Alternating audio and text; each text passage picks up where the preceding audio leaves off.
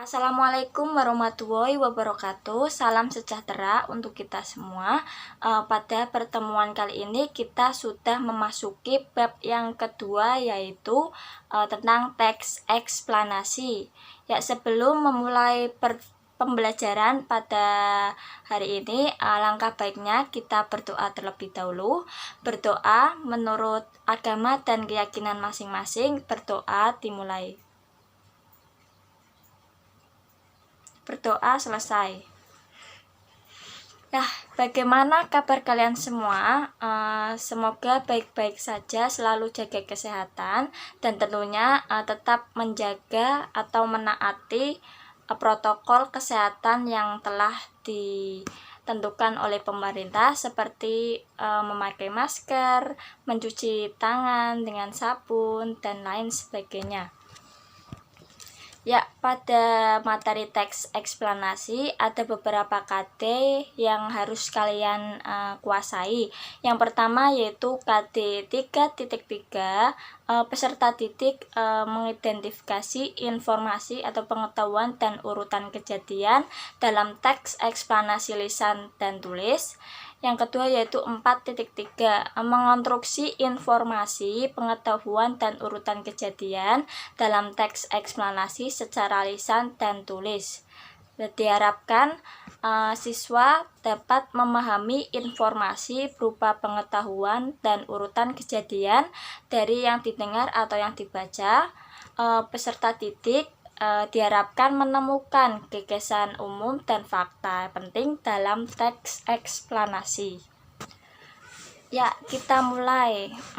Sebelumnya ada yang sudah mendengar kata eksplanasi atau sudah pernah membaca teks eksplanasi?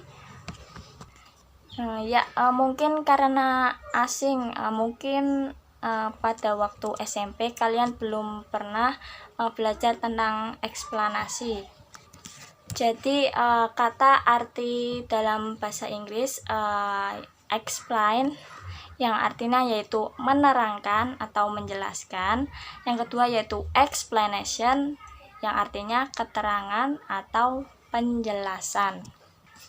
Ya, jadi apa itu teks eksplanasi?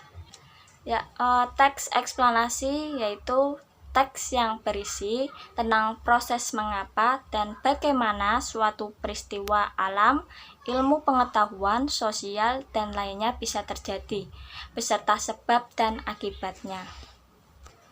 Ya, eksplanasi berisi tentang fakta yang dapat menjawab bagaimana dan mengapa fenomena itu dapat terjadi.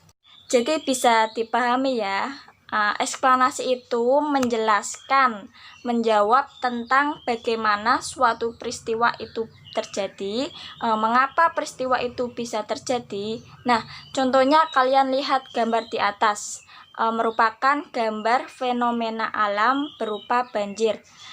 Jadi mengapa banjir itu bisa terjadi, bagaimana prosesnya bisa terjadi. Nah, itu yang dinamakan eksplanasi. Jadi, eksplanasi itu menjelaskan sebab akibat atau proses kejadian, baik itu fenomena alam maupun fenomena sosial. Nah, jadi di dalam eksplanasi apa saja yang dijelaskan di dalamnya? Bisa itu fenomena alam maupun fenomena sosial.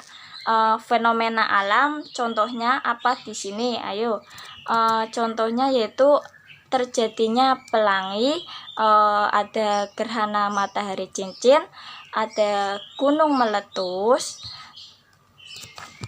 Nah, itu semua hal-hal atau fenomena yang terjadi di lingkungan kita. Ini termasuk dalam kategori fenomena alam. Kemudian fenomena sosial bisa saja seperti tawuran atau seperti pandemi sekarang ini, kesulitan mendapatkan masker atau berupa pengangguran dan lain sebagainya. Jadi di dalam teks eksplanasi itu bisa menjelaskan fenomena alam dan fenomena sosial. fenomena alam itu banyak sekali, ada seperti hujan badai, gerhana bulan, dan lain sebagainya. Kalau fenomena sosial berkaitan dengan masyarakat. Kemudian apalagi masih banyak fenomena yang terjadi baik di lingkungan alam maupun lingkungan sosial. Itu nanti bisa untuk membuat bahan teks eksplanasi. Selanjutnya yaitu ciri-ciri teks eksplanasi. Yang pertama yaitu teks eksplanasi bersifat ilmiah atau berdasarkan ilmu pengetahuan. Yang kedua yaitu logis, masuk akal atau sesuai dengan logika. Yang ketiga yaitu objektif, sesuai dengan keadaan yang sebenarnya. Teks eksplanasi itu menyajikan informasi berupa fakta dan urutan kejadian, atau namanya biasa disebut dengan kausalitas, di mana teks eksplanasi itu jadi di dalam teks eksplanasi isinya harus berupa fakta. Apa itu fakta, Bu? Fakta itu hal yang sudah terjadi atau hal yang benar-benar terjadi.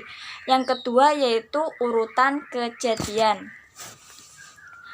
Jadi isinya selain fakta, dia juga terdapat proses kejadiannya seperti bagaimana, mengapa, dan lain sebagainya. Berikut contohnya bisa dilihat sendiri. Kondisi sosial ekonomi warga negaranya sangat jauh terbelakang. Kemiskinan menjadi pemandangan umum, hampir melanda di seluruh pelosok negeri, bla bla bla. Nah, ini kira-kira isinya apa? Nah, betul. Jadi ini peristiwa-peristiwa yang terjadi sebenarnya atau fakta.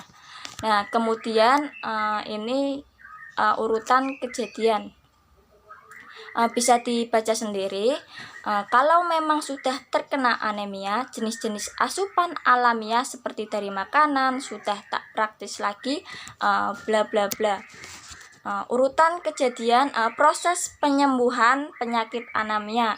Bagaimana proses penyembuhannya dijelaskan ini berupa teks eksplanasi.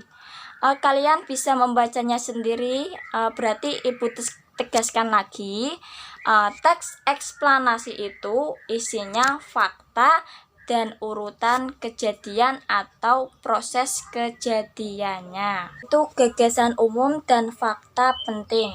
Jadi kompetensi dasar yang kedua tadi, kalian harus mengetahui gagasan umum dan fakta penting yang ada di teks eksplanasi. Ya, yang pertama yaitu gagasan umum. Gagasan umum merupakan seperti ide pokok atau gagasan utama. Kemudian terdapat contoh, bisa dilihat sendiri contoh di atas. Dampak merebaknya penyebaran virus sindrom pernafasan akut parah atau SARS dari negeri jiran Singapura mulai mengancam bisnis perhotelan di Batam. Ya, di sini gagasan utamanya apa? Sudah jelas ya. Kalau di sini yang dibahas yaitu dampak penyebaran virus SARS terhadap bisnis perhotelan. Di manakah letak dari gagasan umum ini? Gagasan umum ini terletak di awal kalimat atau kalimat pertama yang disebut dengan deduktif. Kalau gagasan umum terletak di akhir paragraf disebut dengan induktif. Ya, selain gagasan umum, kalian juga harus tahu di dalam teks eksplanasi terdapat fakta. Fakta itu apa, Bu? Fakta yaitu sesuatu hal yang benar-benar terjadi. Nah, di sini ada ciri-ciri kalimat fakta. Yang pertama yaitu dapat dibuktikan kebenarannya.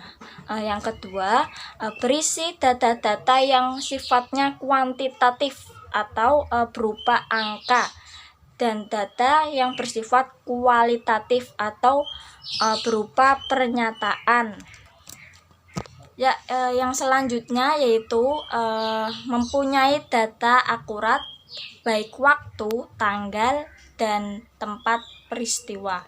Yang keempat yaitu berasal dari narasumber yang terpercaya. Ya, selanjutnya yaitu struktur teks eksplanasi. Struktur teks eksplanasi ada 3. Yang pertama yaitu pernyataan umum yang berisi tentang topik, latar belakang atau sesuatu yang akan dijelaskan. Yang kedua yaitu urutan sebab akibat.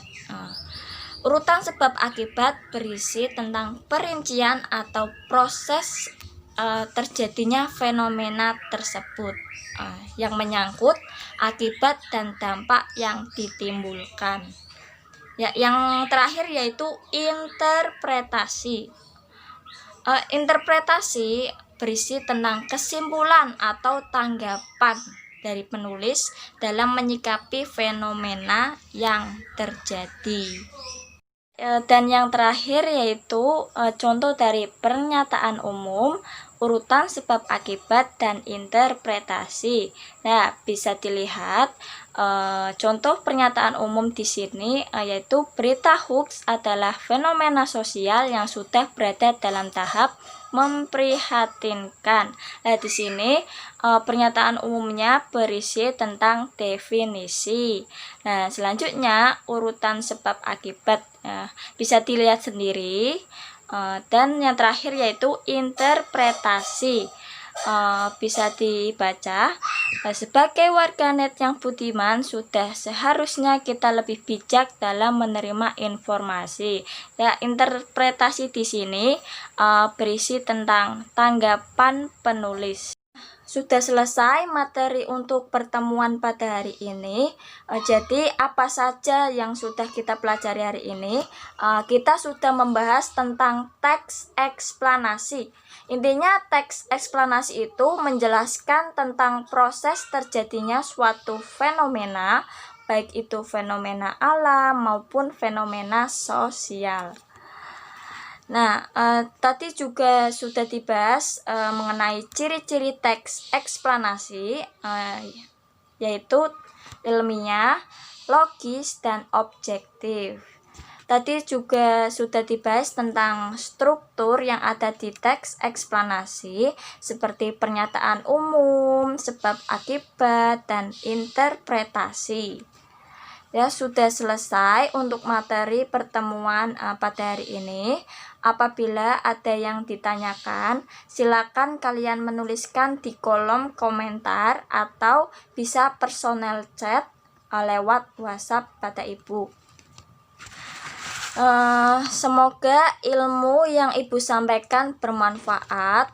Kalian bisa mencernanya dengan baik dan bisa memahami materi ini.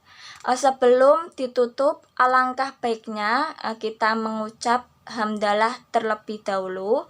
Alhamdulillahirabbil alamin.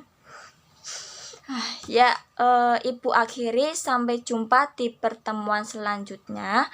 Wassalamualaikum warahmatullahi wabarakatuh.